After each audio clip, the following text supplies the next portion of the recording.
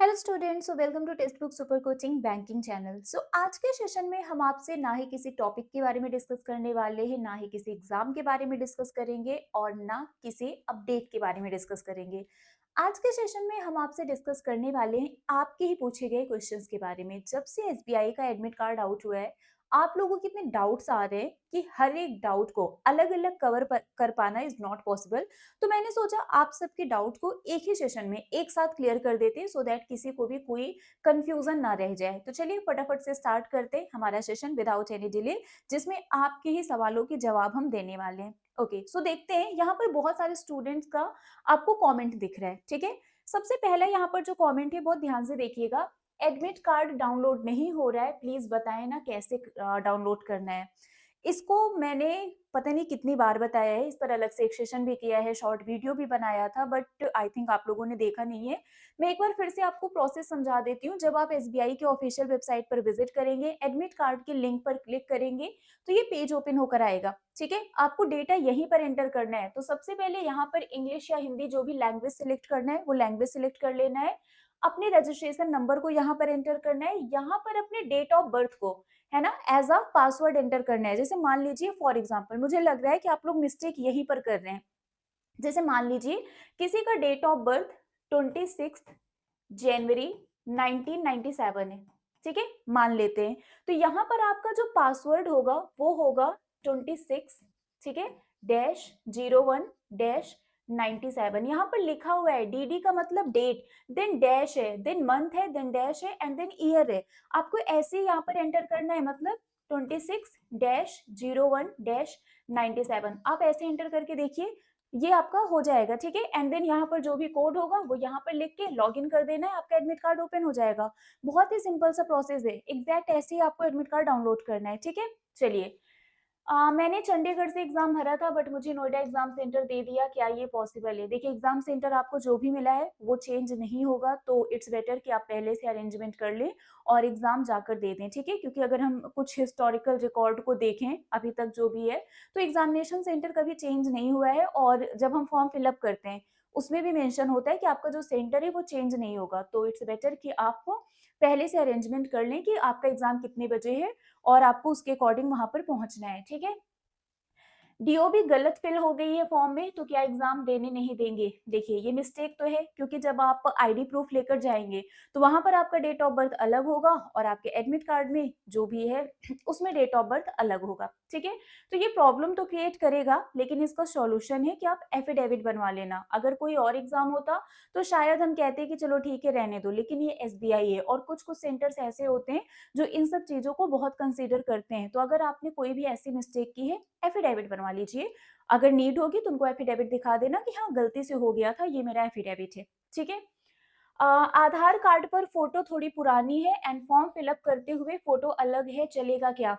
आधार card पर आपकी photo क्या है वो मैटर नहीं करता है, ठीक है। लेकिन फॉर्म फिलअप करते टाइम आपने जो फोटो अपलोड किया था वो, और जो फोटो आप एडमिट कार्ड में पेस्ट करेंगे, जो साथ में लेकर जाएंगे, वो सेम होनी चाहिए। तो यहाँ पर आधार की फोटो से मतलब नहीं है, फॉर्म फिलअप करते टाइम आपने जो फोटो अपलोड किया था वो इम्पोर्टेंट है। वो फोटो सेम होनी चाहिए जो आप साथ में लेकर जाएंगे, 2 एक्स्ट्रा और एक एडमिट कार्ड पर पेस्ट करना है। तो 3 फोटो आपके पास होनी चाहिए, ठीक है। इसके बाद एडमिट कार्ड में जो पिक एफिक्स करनी है वो पहले ही घर से करना है या सिग्नेचर ऑल्सो? डेफिनेटली आपका जो एडमिट कार्ड है, आपको पता है कि उसमें एक और कॉलम बनकर आएगा जिस पर आपको अपनी, मतलब आप एडमिट कार्ड जब डाउनलोड करेंगे तो यहाँ पर आपकी फोटो बनी होगी और उसके जस्ट बगल ये बॉक्स बना होगा जिसपे ये लिखा होगा, ठीक है। तो यहाँ पर आपको अपनी फोटो लगानी है, पेस्ट करके ले जाना है। वहां जाकर आप क्या पेस्ट करेंगे? ग्लू नहीं मिला या फिर वो एंट्री नहीं देंगे तो बाहर ही रोक देंगे कि पहले फोटो पेस्ट करके आओ देन एंट्री देंगे। तो इट्स बेटर कि आप फोटो घर से ही पेस्ट करके ले जाना। यहाँ पर लिखा जो है वो जरूर पढ़ लेना। Please affix your recent passport size color photograph same as uploaded in the online application form। मतलब अपलोड करते टाइम जो आपने फोटो अपलोड, फॉर्म फिलअप करते टाइम जो फोटो आपने अपलोड की थी सेम फोटो होनी चाहिए। And sign across, please keep 8 copies of the same for future use. और यहाँ पर ये भी बोला गया है कि सेम फोटो की 8 कॉपी फ्यूचर यूज के लिए, मतलब जब सिलेक्शन हो जाएगा, डॉक्यूमेंट वेरिफिकेशन के टाइम पर नीड होगी, ठीक है। 2 फोटो आपको एक्स्ट्रा लेकर जाना है, मतलब एक यहाँ पर आप क्या करेंगे, पेस्ट करेंगे, 2 एक्स्ट्रा लेकर जाएंगे। तो प्रीलिम्स में आपको 3 फोटो की जरूरत होगी। इसका ध्यान रखिएगा। और इस फोटो को पेस्ट करने के बाद इस पर आपको क्रॉस सिग्नेचर भी करना होगा। क्रॉस सिग्नेचर ऐसा करना है कि वो आपके फेस पर ना आए, ठीक है, लेकिन आधा पेपर पर और आधा फोटो पर होना चाहिए। By mistake, I uploaded capital signature in online application form and I'm confused about the signature that I can make. ये बहुत बड़ी मिस्टेक आपने की है, ठीक है, क्योंकि बहुत क्लियरली लिखा हुआ है फॉर्म में, signature in capital letters will not be accepted.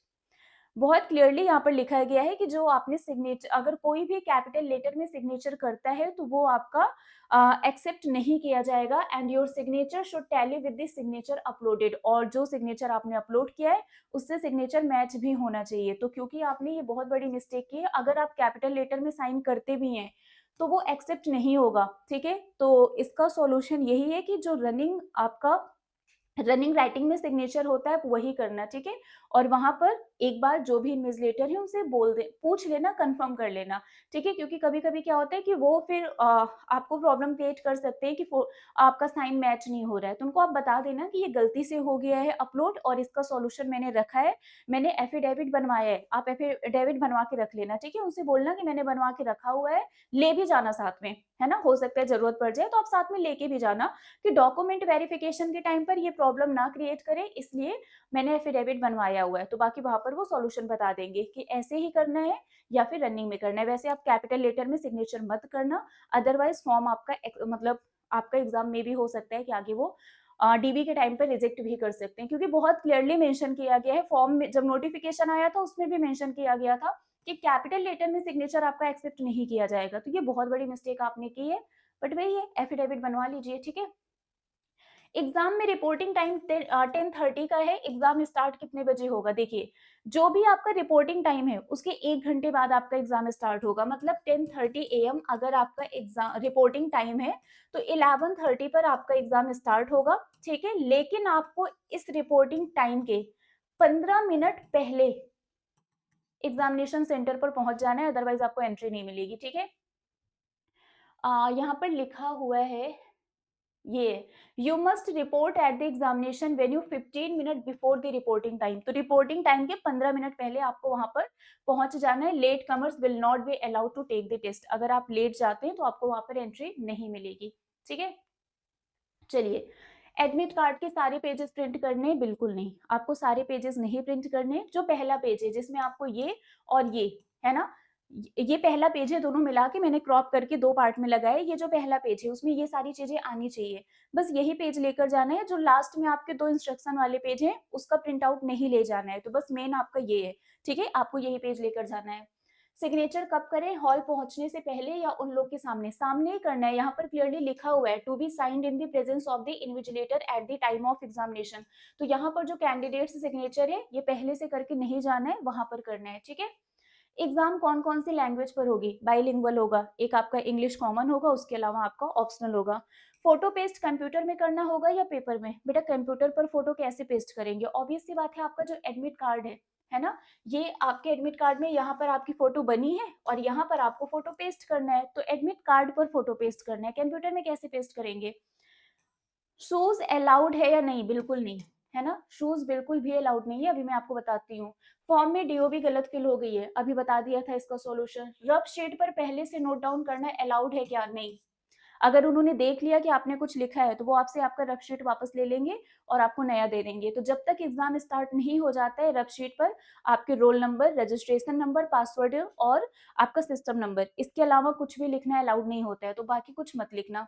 Shoes allowed नहीं है, बहुत क्लियरली लिखा गया है। स्लीपर और सैंडल में जाना है, शूज नहीं अलाउ है, ठीक है, तो शूज पहनकर नहीं जाना है।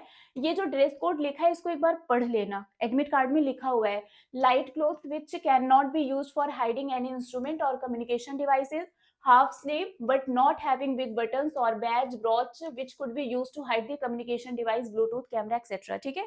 तो इसका ध्यान रखना, शूज अलाउड नहीं है। इसके अलावा आप किसी भी तरीके के ऑर्नामेंट्स लाइक रिंग्स हो गया, इयरिंग हो गया, नोज पिन हो गया, chain, necklace, pendant, badge, brooch, कुछ भी अलाउड नहीं है। Goggle, hand bag, hair pin, hair band, belt, cap, मतलब ये सब कुछ अलाउड नहीं है, ठीक है।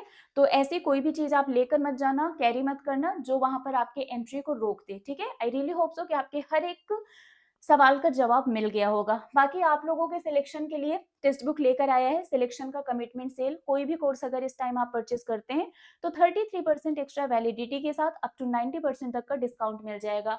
ये फाउंडेशन बैच है, ये एसबीआई पीओ, एसबीआई क्लर्क और पीओ क्लर्क एक साथ आपको 688 रुपीज़ में मिल जाएगा।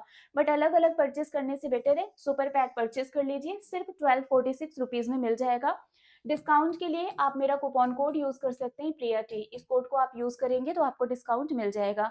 ये मेरा टेलीग्राम ग्रुप है प्रिया मैम टेक्स्ट बुक, इसको ज्वाइन कर लीजिए। मेरी जितनी भी क्लासेस होती हैं सभी क्लासेस की पीडीएफ, क्लास की लिंक, सारे अपडेट, नोटिफिकेशन सब कुछ यहाँ पर मिल जाएगा। तो अभी के लिए फिलहाल बस इतना ही है। मिलते हैं आपसे ऐसे ही किसी और सेशन में। Till then bye bye guys, take care. Thank you so much.